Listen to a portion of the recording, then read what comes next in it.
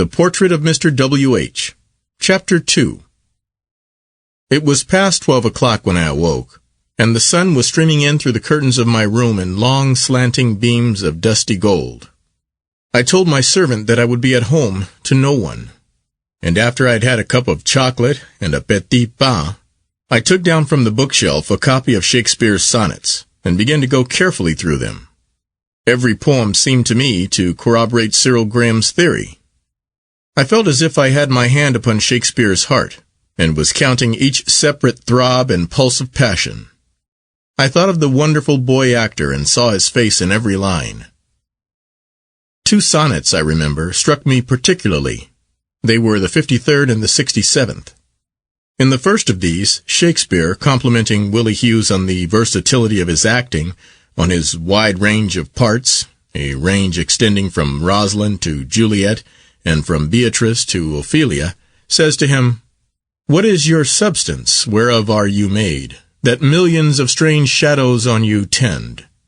Since everyone hath, everyone, one shade, and you but one, can every shadow lend."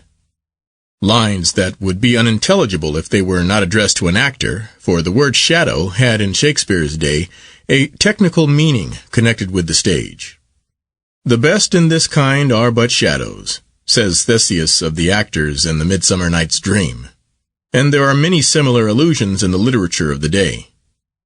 These sonnets evidently belong to the series in which Shakespeare discusses the nature of the actor's art, and of the strange and rare temperament that is essential to the perfect stage player. "How is it," says Shakespeare to Willie Hughes, "that you have so many personalities?"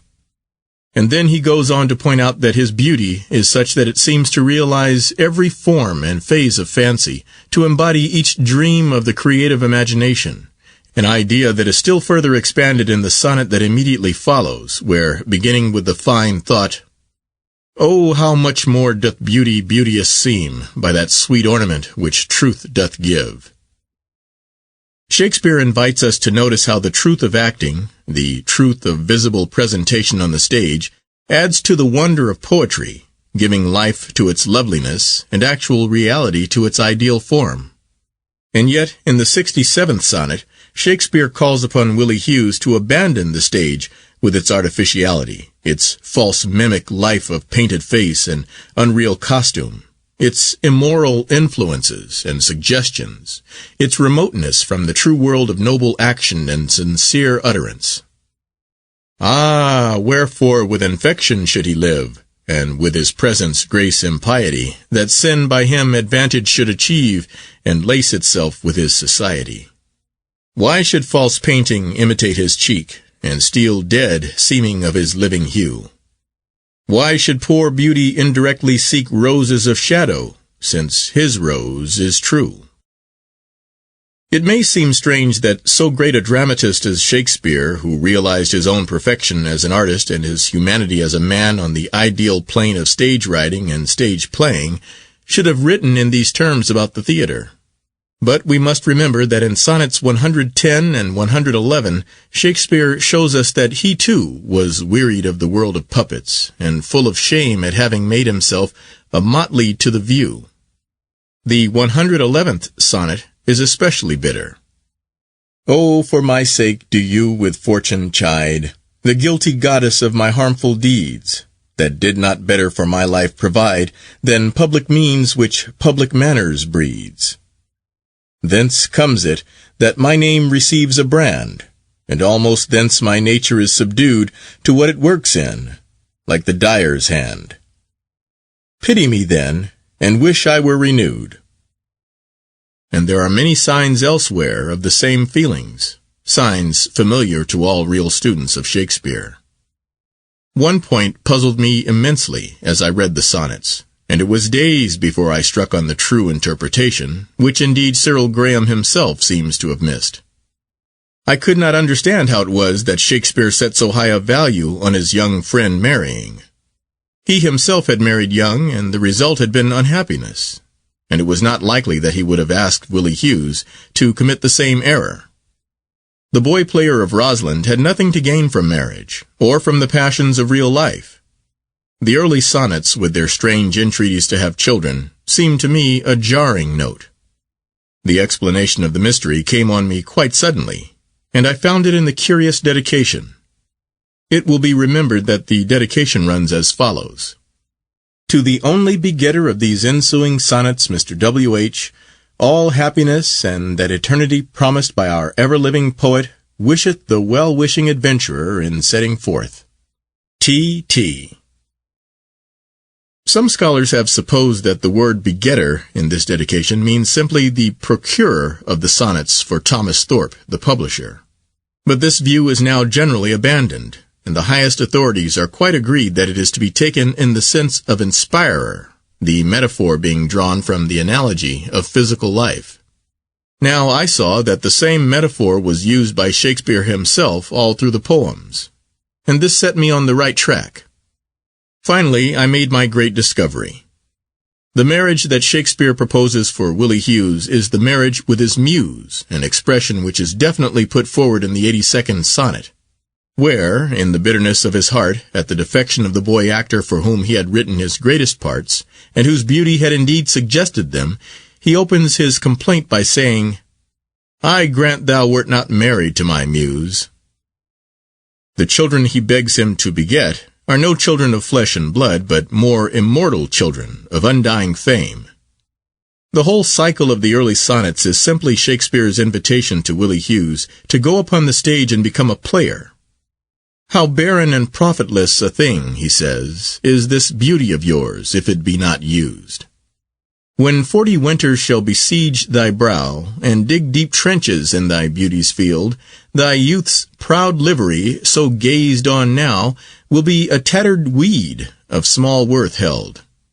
Then being asked where all thy beauty lies, where all the treasure of thy lusty days, to say, within thine own deep sunken eyes, were an all-eating shame and thriftless praise.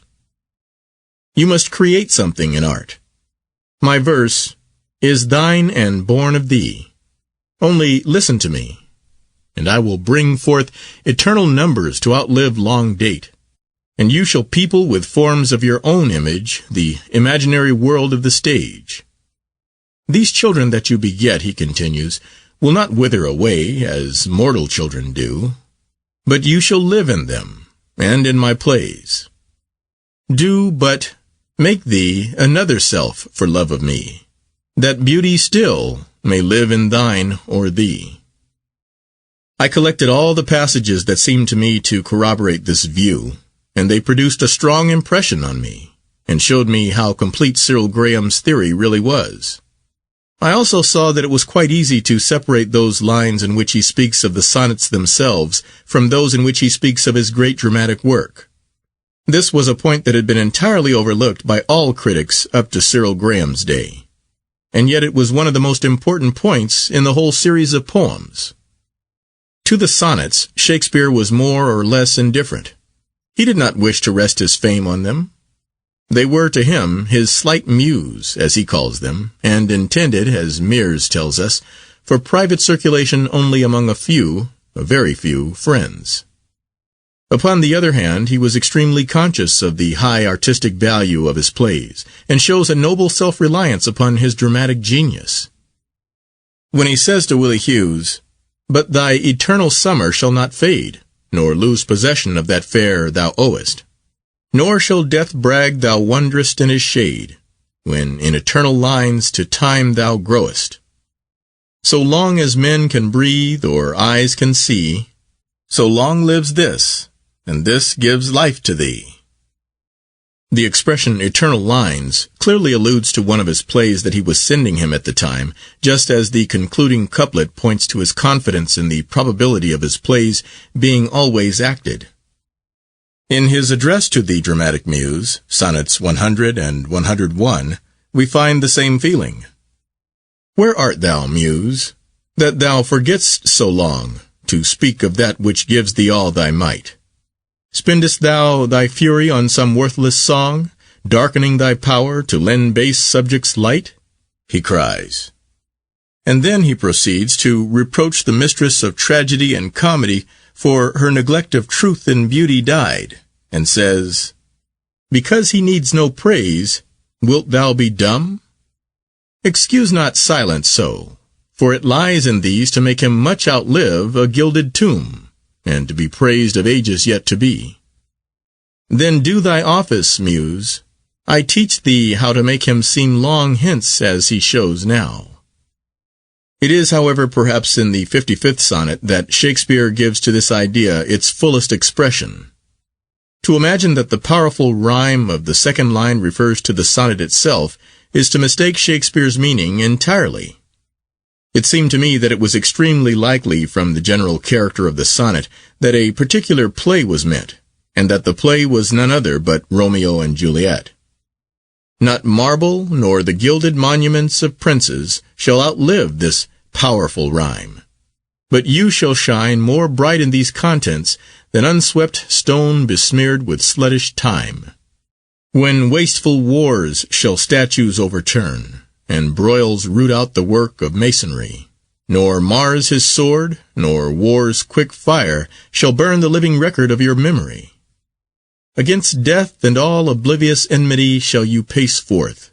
Your praise shall still find room, even in the eyes of all posterity that wear this world out to the ending doom. So, till the judgment that yourself arise, you live in this, and dwell in lovers' eyes. It was also extremely suggestive to note how here, as elsewhere, Shakespeare promised Willie Hughes immortality in a form that appealed to men's eyes. That is to say, in a spectacular form, in a play that is to be looked at. For 2 weeks I worked hard at the sonnets, hardly ever going out and refusing all invitations. Every day I seemed to be discovering something new, and Willie Hughes became to me a kind of spiritual presence, an ever-dominant personality. I could almost fancy that I saw him standing in the shadow of my room, so well had Shakespeare drawn him, with his golden hair, his tender flower-like grace, his dreamy, deep-sunken eyes, his delicate, mobile limbs, and his white lily hands. His very name fascinated me. Willie Hughes. Willie Hughes. How musically it sounded. Yes, who else but he could have been the master-mistress of Shakespeare's passion, the lord of his love, to whom he was bound in vassalage, the delicate minion of pleasure, the rose of the whole world, the herald of the spring, decked in the proud livery of youth, the lovely boy whom it was sweet music to hear, and whose beauty was the very raiment of Shakespeare's heart, as it was the keystone of his dramatic power. How bitter now seemed the whole tragedy of his desertion and his shame, shame that he made sweet and lovely by the mere magic of his personality. But that was none the less shame. Yet as Shakespeare forgave him, should not we forgive him also? I did not care to pry into the mystery of his sin. His abandonment of Shakespeare's theatre was a different matter, and I investigated it at great length. Finally, I came to the conclusion that Cyril Graham had been wrong in regarding the rival dramatist of the 80th sonnet as Chapman. It was obviously Marlowe who was alluded to. At the time the sonnets were written, such an expression as the proud full sail of his great verse could not have been used of Chapman's work, however applicable it might have been to the style of his later Jacobean plays. No, Marlowe was clearly the rival dramatist of whom Shakespeare spoke in such laudatory terms, and that affable familiar ghost which nightly gulls him with intelligence was the Mephistopheles of his Dr. Faustus. No doubt Marlowe was fascinated by the beauty and grace of the boy actor, and lured him away from the Blackfriars Theatre that he might play the Gaveston of his Edward II. That Shakespeare had the legal right to retain Willie Hughes in his own company is evident from Sonnet 87, where he says, "Farewell, thou art too dear for my possessing, and like enough thou knowest thy estimate, the charter of thy worth gives thee releasing. My bonds in thee are all determinate. For how do I hold thee but by thy granting? And for that riches, where is my deserving? The cause of this fair gift in me is wanting, and so my patent back again is swerving. Thyself thou gayest, thy own worth then not knowing, or me, to whom thou gavest it, else mistaking. So thy great gift upon misprision growing, comes home again, on better judgment making. Thus have I had thee, as a dream doth flatter, in sleep a king, but waking no such matter. But him whom he could not hold by love, he would not hold by force. Willie Hughes became a member of Lord Pembroke's company, and perhaps in the open yard of the Red Bull Tavern played the part of King Edward's delicate minion. On Marlowe's death, he seems to have returned to Shakespeare, who, whatever his fellow partners may have thought of the matter, was not slow to forgive the willfulness and treachery of the young actor. How well, too, had Shakespeare drawn the temperament of the stage player. Willie Hughes was one of those that do not do the thing they most do show, who, moving others, are themselves as stone. He could act love, but could not feel it, could mimic passion without realizing it. In many looks, the false heart's history is writ in moods and frowns, and wrinkles strange. But with Willie Hughes it was not so. Heaven, says Shakespeare, in a sonnet of mad idolatry, Heaven in thy creation did decree that in thy face sweet love should ever dwell. Whate'er thy thoughts or thy heart's workings be, thy looks should nothing thence but sweetness tell. In his inconstant mind and his false heart, it was easy to recognize the insincerity and treachery that somehow seem inseparable from the artistic nature, as in his love of praise that desire for immediate recognition that characterizes all actors. And yet, more fortunate in this than other actors, Willie Hughes was to know something of immortality. Inseparably connected with Shakespeare's plays, he was to live in them. Your name from hence immortal life shall have, though I, once gone to all the world, must die. The earth can yield me but a common grave, when you entombed in men's eyes shall lie. Your monument shall be my gentle verse, which eyes not yet created shall o'erread, and tongues to be your being shall rehearse, when all the breathers of this world are dead. There were endless allusions also to Willie Hughes's power over his audience, the gazers, as Shakespeare calls them.